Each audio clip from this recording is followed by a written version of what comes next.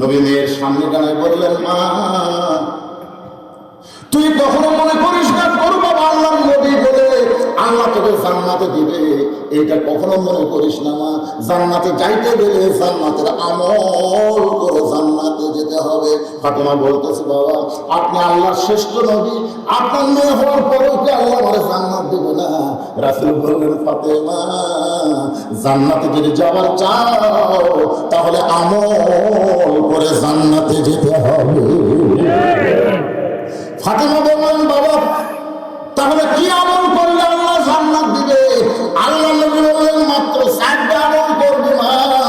1 নম্বর নামাজ, 2 নম্বর রমজান মাসে রোজা, 3 নম্বর শরীয়তের হেফাজত পর্দা করা, আর 4 নম্বর স্বামীর কথা মতো চলা। ও ফাতেমা, মেয়েদের 4টি আমলের মধ্যে পর্দা হলো গুরুত্বপূর্ণ আমল। পর্দা যদি না থাকে বাকি 3টা আমল আল্লাহ কবুল করবে না। মেয়েদের যত আমল আছে তার মধ্যে 1 নম্বর আমল হলো পর্দা। ধরে বলেন নাম কি? পর্দা।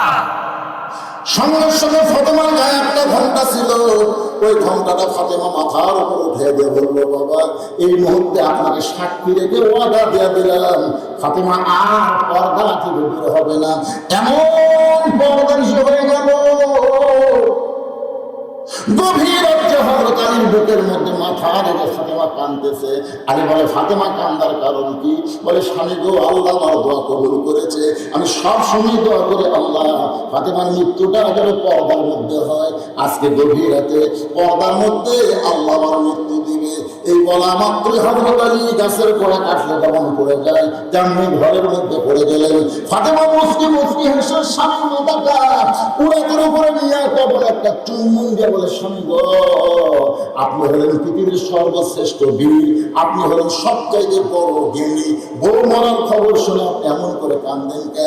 আপনি কি জানেন না আসলে যাইতে হবে? আমি ফাতেমা দুনিয়া থেকে যাওয়ার পর আমার 3টা চাওয়া আপনার পুরো করা লাগবে। 1 নম্বর চাওয়া হলো রাতের অন্ধকারে পর্দায় আমাকে দাফন করবেন। 2 নম্বর চাওয়া হলো আমার কোনো জানাজার ব্যবস্থা করবেন না। 3 নম্বর চাওয়া হলো আমার লাশটা খাটনিতে করবেন না। আপনাকে একা একা কান্দে করে ওই জান্নাতুল বাগের পূর্ব কোণার শহীদ রঙের একটা বাতি জ্বলবে, ওই বাতি বরাবর আমাকে দাফন করে দিবেন। মা ফাতেমারে কান্দে করে নিলেন হযরত আলী জান্নাতুল বাগের পূর্ব কোণায়। গভীর রাত্রে আবু বকর বলে চিৎকার দিয়ে আবু বকর কবর সে আল্লাহ তারে তাড়ায় দিয়েছে। ওই কবরে দাফন করার পরে আল্লাহকে বলতেছে, আল্লাহ আমার ফাতেমাকে তুমি পর্দা নিশি কবুল করে নাও। দোয়া শেষ করার সঙ্গে সঙ্গে তাকায় দেখে সামনে কয়েকটা পুরাতন কবর দেখা যায়। এই মাত্র ফাতেমার নতুন কবর আর হযরত আলী খুঁজে পায় না। গোটা জান্নাতুল বাকি দৌড়ে বলে, ফাতেমার কবর, ফাতেমার কবর।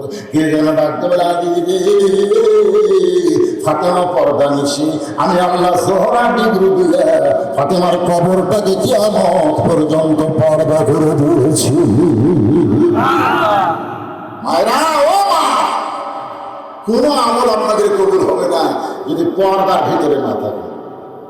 মরে গেলে তো ভালোই পর্দা হবে।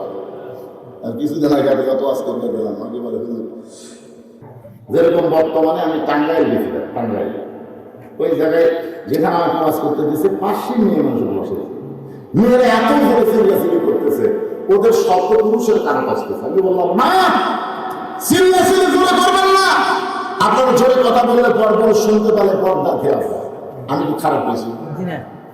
ইতিমধ্যে একজন একটা চিঠি দিচ্ছে যে হুজুর, মেয়েরা জোরে কথা বললে যদি পরপর শুনলে পর্দা খেলা হয়, তারা প্রধানমন্ত্রী জাতির উদ্দেশ্যে ভাষণ দেয়, এটা শোনা কি?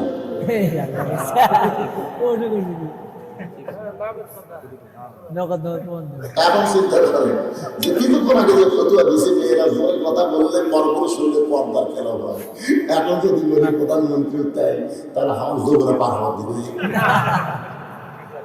আমি চিন্তা করলাম কি এই জায়গা কি করি? তখন এই আয়াত আমার সামনে এসে বলতেছে যে ডাইরেক্ট যদি বলবার না পারিস, বর্তমান পরিবেশে হকটা ডাইরেক্ট বলা না গেলে অ্যাঙ্গেলে বলাই লাগবে, না বললে বক্তার জিহ্বা আল্লাহ কেটে ফেলে দিবে। আল কোরআনের আলো, আল কোরআনের আলো, আল হাদিসের আলো। চাইলেও কিন্তু হচ্ছে না। আপনার অ্যাঙ্গেলে নয়, সংসদে যাবো এটা হচ্ছে ডাইরেক্ট, আর ঘরে ঘরে যাবো এটা আল্লাহ পছন্দ করে না। অ্যাঙ্গেলে মার হচ্ছে সব জায়গায় যাবো। আচ্ছা, সব জায়গার কথা বলে সংসদ আছে না? এটা হচ্ছে অ্যাঙ্গেলে মার। আমরা অ্যাঙ্গেলে মার রাজি আছে, যেভাবে আল কোরআনের আলো আপনি বলুন সব জায়গায় যাবো। আল কোরআনের আলো, কোরআন হাদিস যেখানে দুনিয়ার মুসলমান লিল্লাহু নবী মেয়ের সামনে দাঁড়িয়ে বললেন, মা তুই কখনো মনে করিস না তোর বাবা আল্লাহর নবী বলে আল্লাহ তোকে জান্নাতে দিবে, এইটা কখনো মনে করিস না মা।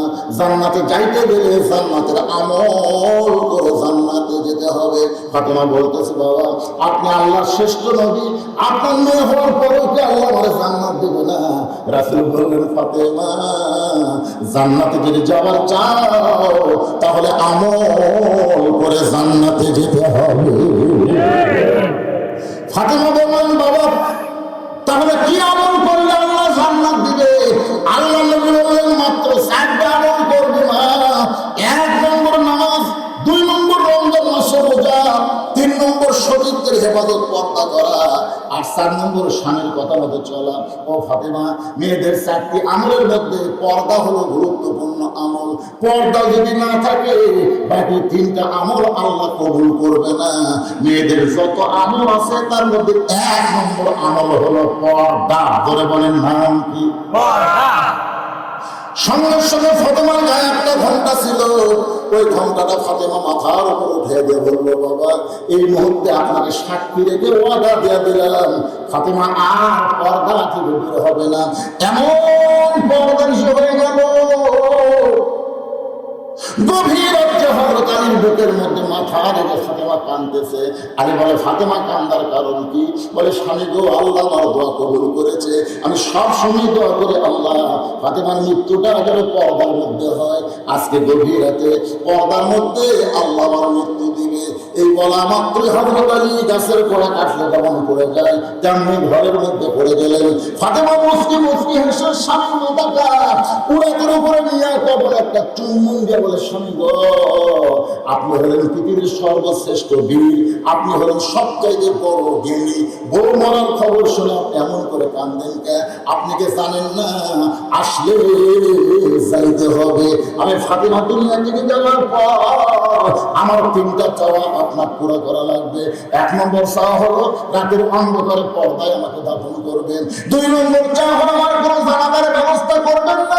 3 নম্বর চাওয়া হলো আমার লাশটা খাটনিতে করবেন না। আপনাকে একা একা কান্দে করে ওই জান্নাতুল বাগের পূর্ব কোণার সবুজ রঙের একটা বাতি জ্বলবে, ওই বাতি বরাবর আমাকে দাফন করে দিবেন। মা ফাতেমার কান্দে করে নিলেন হযরত আলী জান্নাতুল বাগের পূর্ব কোণায়। গভীর রাত্রে আবু জার করে চিৎকার দিয়ে আবু জার কবর সে আল্লাহ তারে তাড়ায় দিয়েছে। ওই কবরে দাফন করার পরে আল্লাহকে বলতেছে, আল্লাহ আমার ফাতেমাকে তুমি পর্দা নিশি কবুল করে নাও।